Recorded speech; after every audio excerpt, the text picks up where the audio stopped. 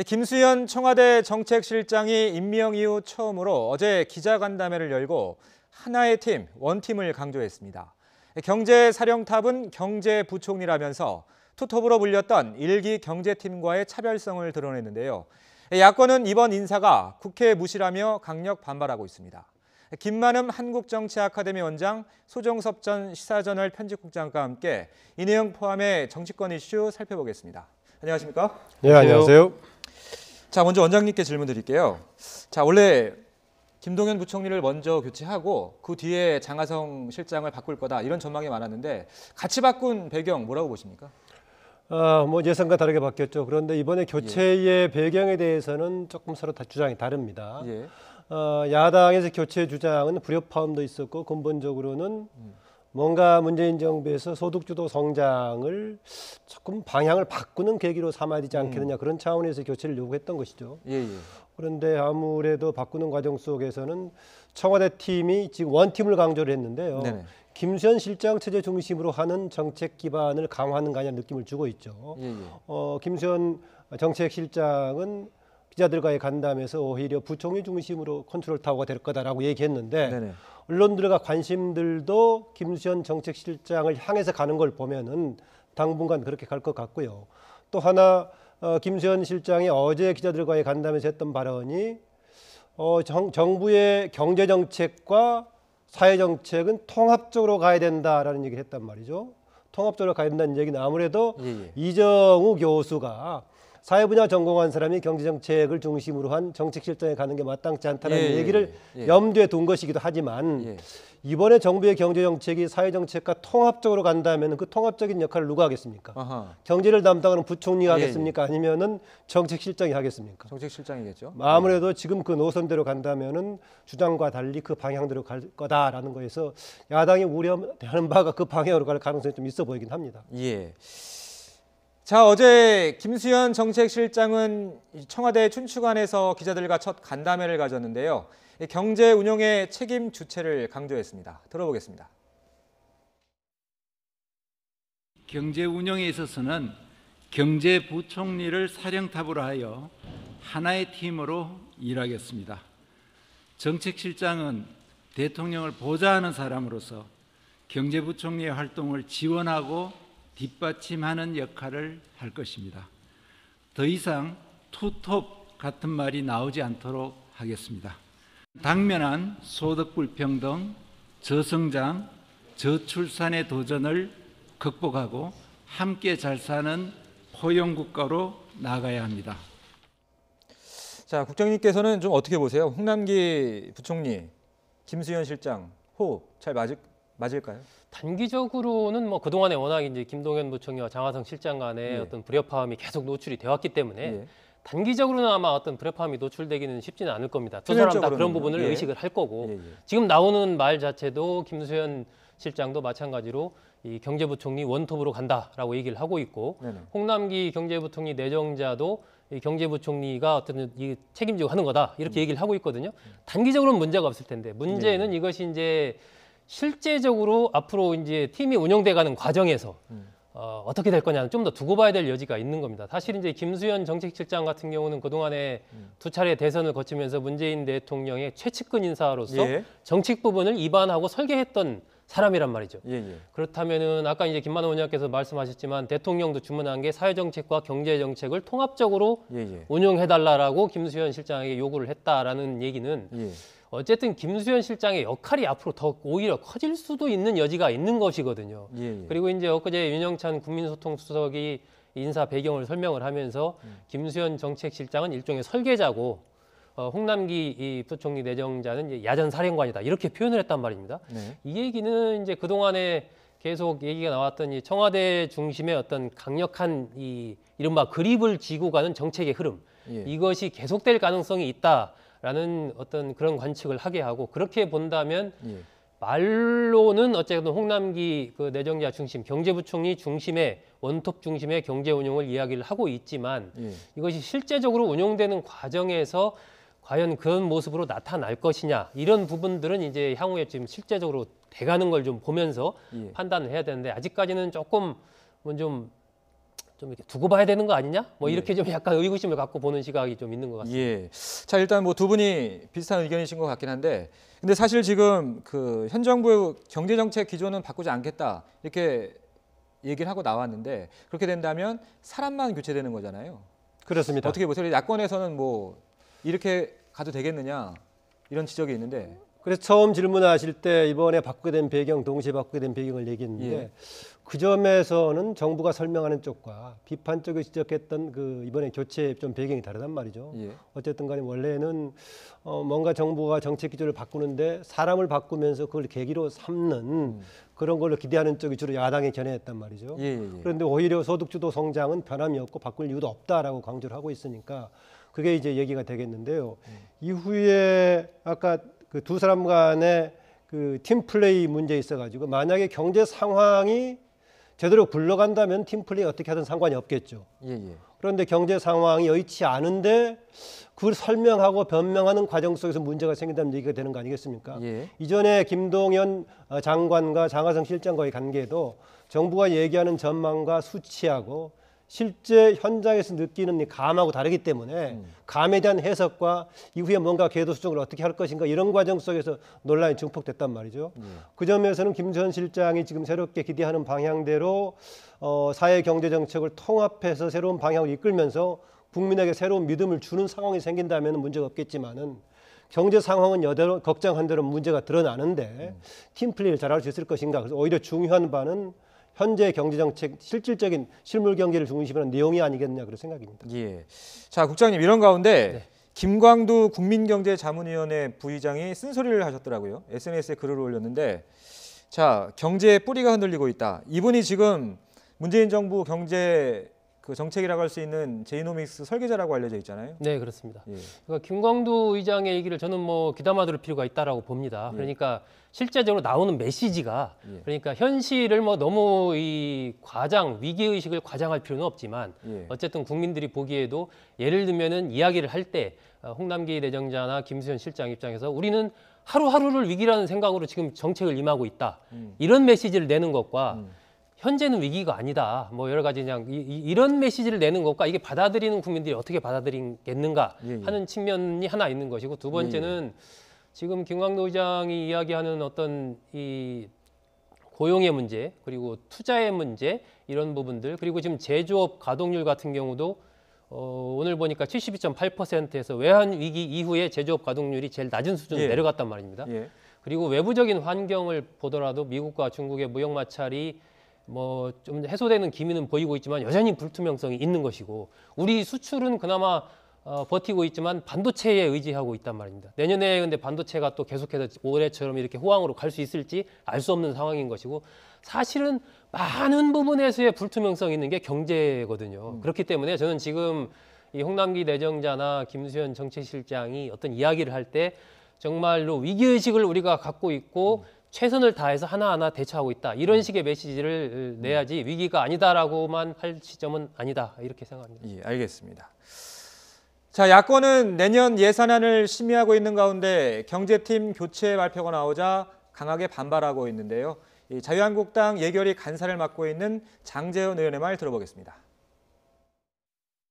진정으로 문재인 정부가 내년 1월 1일부터 예산이 우리 서민들에게, 국민들에게 돌아갈 수 있도록 하기 위해서는 개수정 소위나 최소한 소소위에는 지금 실질적으로 이 예산 정국을 주도하고 있는 신임 김수현 정책실장이 함께 나와서 야당과 머리를 맞대고 감액과 증액을 결정하는 것이 가장 효율적으로 우리 예산 심의를 할 수 있고 법정 기일 내에 예산을 통과시킬 수 있는 유일한 방법이라고 생각합니다. 국회를 무시해도 유분수지 경제부총리를 예산 심사를 하는 한 가운데 전격적으로 경질하는 게 이게 있을 수 있는 얘기입니까? 지금 비정상적인, 비상식적인 상황을 만든 거는 정권입니다.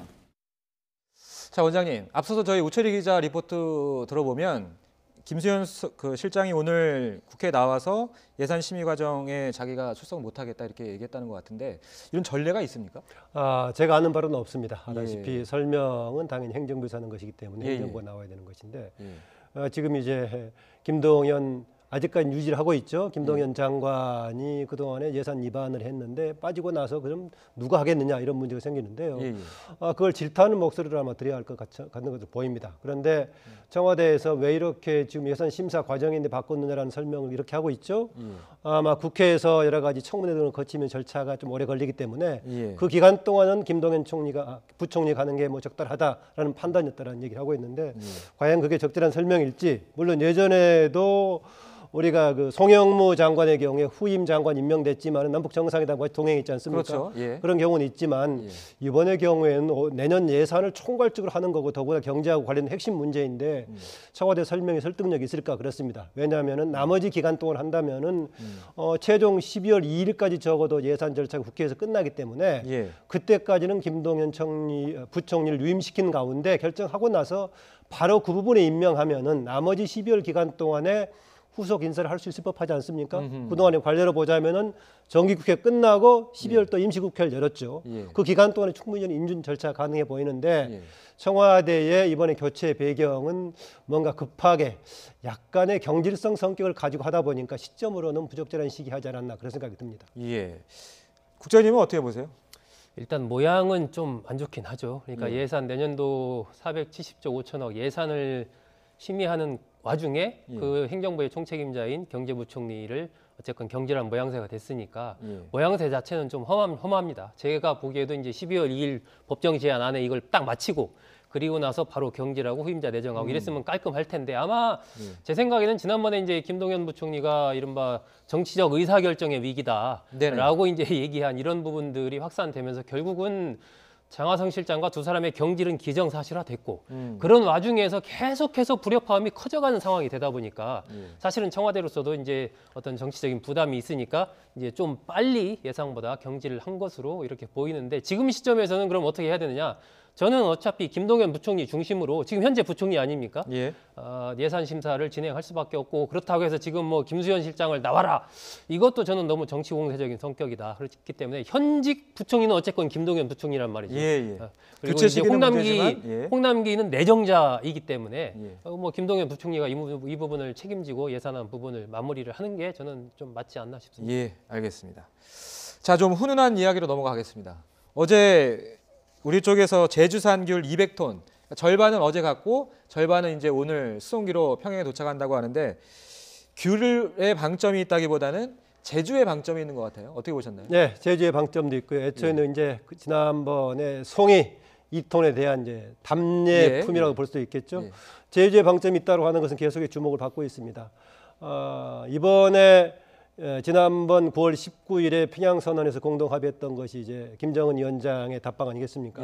답방인데 대개 어느 장소로 갈 것인가 했는데 그동안에 과거에 제주가 거론된 적이 있었습니다만 최근에 거론된 적이 별로 없었죠. 되게 서울쯤 생각하거나 그랬는데 이번에 이제 귤 이제 답례품으로 보내면서 그런 얘기가 되고 있습니다. 더구나 얼마 전에 원희룡 지사가 뭐 헬기 착륙장까지 점검하는 그런 상황이 생겨서 얘기하고 있고요. 그래서 추가로 지금 김정은 위원장의 답방 장소가 혹시 제주가 되지 않을까 추측을 많이 하고 있습니다. 또 하나는 과거에 김대중 대통령이 김정일 위원장과 만나고 나서 답방의 장소로서 계속 지체가 되지 않았습니까? 그랬을 때 만약에 서울에 올 경우에 경험 문제가 많이 제기되고 어려움이 있을 때 대안 장소로 택해볼 수 있는 건 제주가 아니냐 당시도 거론이 됐습니다. 물론 성사가 안 됐지만은요. 그 점에서는 이번에 혹시 김정은 위원장의 과연 연내에 우리나라 방문이 가능할까 상당히 어려운 고민을 하고 있는데 그 가운데 한편으로는 실행이 가능해지고 있다는 사인이 아니겠느냐 더불어서 그 장소가 혹시 제주가 아닐까 하는 생각이 나오고 있는 것 같습니다. 자, 이 문재인 대통령은 앞서 김정은 국무위원장이 답방한다면 한라산에 함께 가고 싶다는 계획도 밝혔었죠. 현재 무소속인 원희룡 제주지사도 이에 응답했습니다. 들어보겠습니다. 백두산은 막 인공시설물들이 이미 많이 돼 있기 때문에 거기에 그냥 맞추면 되는데 우리는 이게 어떻게 보면 보존을 너무 잘 해놨기 때문에 막상 그런 인위적인 행사를 하려고 그러니까 상당히 고심을 해야 되는 거죠. 여기 데크 설치하면 안 돼요? 데크 할 수는 있죠. 깔아갖고 할 수 있는데 철거해버리면 헬기만 딱 앉을 수 있게 행정 절차 같은 거 초고속으로 하면 되긴 되겠지만 대규모 수행원들이나 이런 부분들은 우리 요 위쪽에 어디 내비게이션 좀 하고 저기는 걷고 올라오는 게 무리니까 날씨 좋을 때는 뭐 몇 분만 가서 합수를 하고 오도록 하든지 헬기 2개 띄워도 괜찮을 것 같은데 2번 띄워도.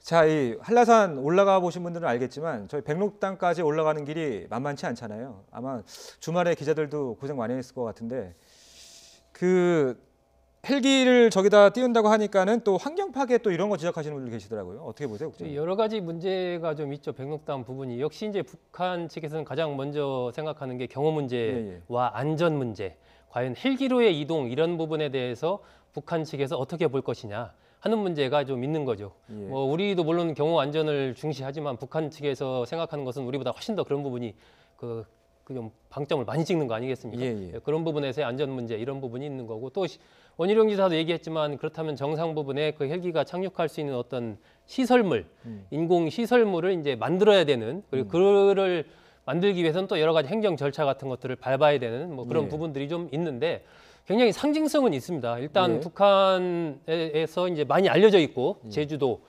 한라산이라는 부분이 많이 알려져 있는 부분들이 또 있고 김정은 위원장의 또 개인적인 인연도 있지 않습니까? 외가 쪽에 묘도 있고 그렇죠. 인연 그런 특별한 인연도 있고 또 백두산과 한라산을 잇는다라는 이 어떤 남북의 상징적인 그런 측면도 있기 때문에 저는 김정은 위원장이 이 방안을 했을 경우에 이 제주에서 어떤 이벤트가 이루어질 가능성은 여전히 좀 살아있지 않나. 물론 날씨라든지 여러 가지 변수가 있습니다. 하지만은 너무 상징성이 큰 거기 때문에 매력적인 이벤트로 계속 고민을 할 것으로 보입니다. 가장 일차적인 쟁점은 답방 자체 성사 여부가 될 겁니다. 현재로서는 정부는 당연히 이루어질 걸로 보고 있지만 남북 관계는 계속해서 올해 초부터 급속하게 바람직한 방향으로 진행이 되고 있는데 국제 환경은 좀 여의치 않단 말이죠.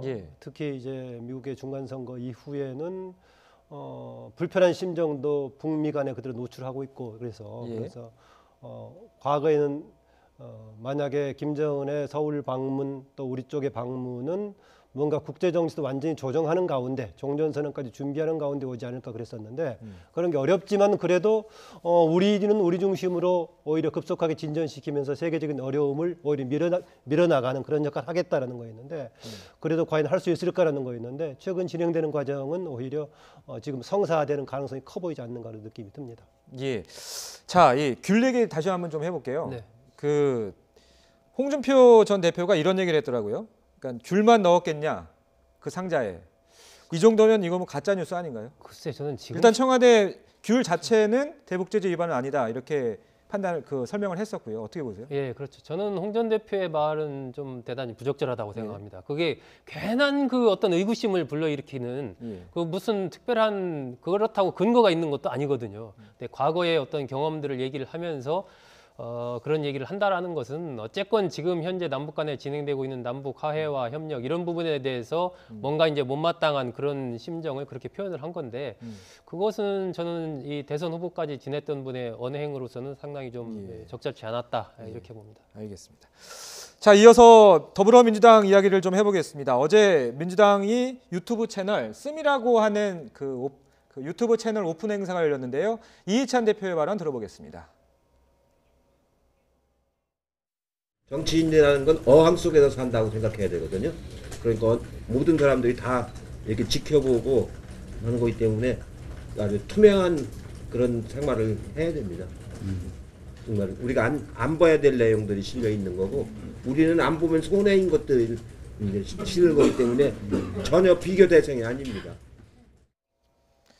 자, 이 채널 이름이 씀이에요. 그래서 씀이면은 이제 쓰다의 뭐 명사형 정도 같은데 약간 뭐 이중적인 의미도 있는 것 같습니다. 민주당에서 설명하기에 뭐 쓸모 있다 이런 뜻이라고 이렇게 설명을 하더라고요. 이게 아마 한국당의 옳은 소리라고 그 유튜브 채널이 있잖아요. 거기에 좀 맞대응 성격이 있는 것 아니냐 이렇게 해석을 하던데 어떻게 보세요? 썸 뭐 보니까 여러 가지 다중의 의미를 가지고 또 설명을 하고 있죠.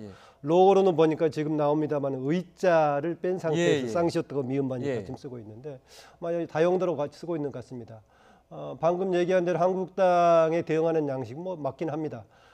그동안에 보면 SNS 매체를 압도적으로 주도했던 것이 현 여권 계열인 이른바 진보 진영이었었는데 그렇죠. 예. 유튜브를 배경으로 한 지금 TV 쪽은 지금 보수 진영이 지금 앞으로 나가고 예, 있단 예. 말이죠. 그래서 이 부분에 대해서 우리의 능력을 발휘하자라고 이찬 대표가 얘기를 하고 있습니다. 물론 그 이전에도 이런 유튜브 방식의 방송을 하고 있었지만은 지금 화면에 이제 한국당에서 하고 있는 거 나오겠는데요. 예, 예.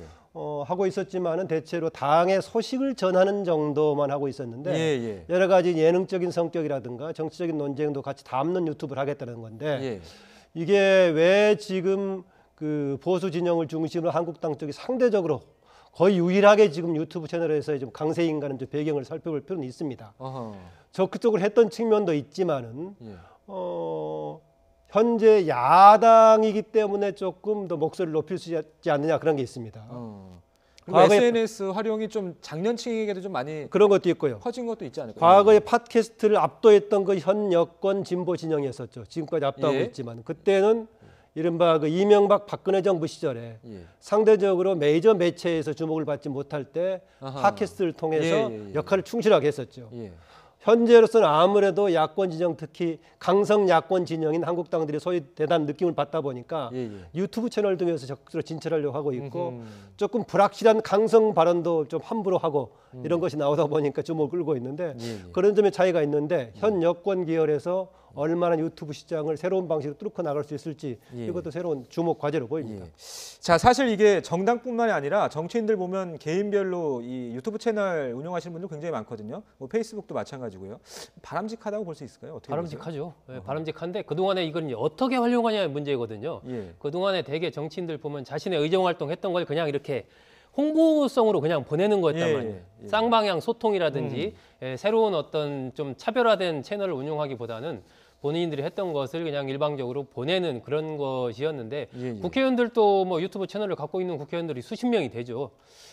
그런데 지금 보면 민주당도 이번에 이제 반성하게 된 게 그거거든요. 이게 먼저 만들었습니다. 민주당이 유튜브 채널을 만든 거예요. 그렇죠, 있었죠. 예. 2011년에 예. 만들었는데 예. 전체 조회수가 400만 회 정도예요. 그런데 자유한국당 쪽은 그 이듬해 2012년에 만들었는데 전체 조회수는 한 1,000만 회 됩니다. 예. 그리고 현재 구독자 수도 이제 민주당 한 9천 명인데 자유한국당은 한 2만 8천 명 이렇게 차이가 나다 보니까 민주당에서 이래서는 안 된다 해서 새로운 이제 채널을 오픈을 한 건데 아마 그에 맞춰서 변화 내용도 많은 변화를 줄 거고 저는 적극적으로 정치인들이 어쨌든 유권자들과 소통하려는 노력을 보이는 것은 상당히 바람직하다라고 생각을 하고 특히 최근에 주목되는 건 뭐냐면 50대의 움직임입니다. 예. 유튜브 채널을 통해서 검색을 하거나 예. 동영상 어떤 뉴스를 보는 가장 많은 세대가 10대와 50대거든요. 그러니까 10대는 그렇다 쳐도 50대의 최근의 움직임은 굉장히 어떤 새롭게 주목되는 부분이 있기 때문에 예. 아마 민주당 쪽에서도 이런 부분을 주목을 하고 이제 좀 새로운 변화가 필요하다라는 생각에서 그렇게 채널을 연 것이 아닌가 그런 생각이 듭니다. 예. 자, 사실 민주당에서 얼마 전에 가짜 뉴스에 좀 강력히 대응하려고 하다가 유튜브 이 업체를 찾아가서 이제 동영상 뭐 삭제 요청도 하고 했었는데 그게 받아주지는 않았잖아요. 예. 그런 것도 좀 영향을 미친 것 같아요.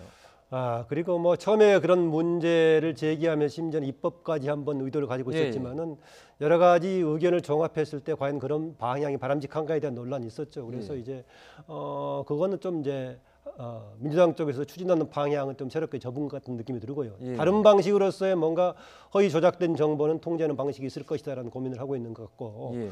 유튜브 관련 문제는 시대의 추세에서 불가피하게 지금 이제 SNS에서 가장 새로운 부분을 차지하고 있기 때문에 아마 정치하는 쪽 집권 여당 쪽도 그쪽에 매체 중심이 될 수밖에 없다라기 때문에 충실하게 할 수 있다라는 생각입니다. 그래서 기존에 나왔던 가짜뉴스 쟁점하고 좀 다른 차원에서 새로운 매체이기 때문에 적극적으로 활용하겠다는 그런 의지가 반영된 게 아닌가 그렇습니다. 예. 자, 이렇게 정치인들 채널이 많아지면 유권자들, 이용자분들은 어떤 점에 좀 주의를 해야 될까요? 유권자들은 이제 어떤 뉴스 채널 속에서 많은 것들이 쏟아져 나오니까 예. 그 속에서 어떤 부분들이 이제 이른바 균형 잡힌 시각을 보여주고 있는 것인지 그러니까 때로는 사실을 전달하지만은 진실을 전달하지 않을 수도 있거든요. 그렇죠. 그러니까 너무 이 단편적인 사실 부분을 진실이라고 믿어서는 안 되고 그것을 조금 더 객관적으로 바라보려는 그런 노력들이 필요합니다. 그리고 주장과 사실을 또 구분해야 되는 거죠. 그러니까 주장과 사실을 구분하고 사실과 또 진실을 구분해야 되기 때문에 그만큼 유권자들로서는 많은 뉴스들이 쏟아져 나올수록 그 속에서 자신의 중심을 잡는 부분이 중요하니까 제가 생각하기에는 한 두세 개를 이렇게 좀 균형 잡게 보는 그런 노력이 필요하지 않을까 싶습니다. 알겠습니다. 자, 오늘 말씀 여기까지 듣겠습니다. 지금까지 소정섭 전 시사저널 편집국장과 김만흠 한국정치아카데미 원장이었습니다. 고맙습니다.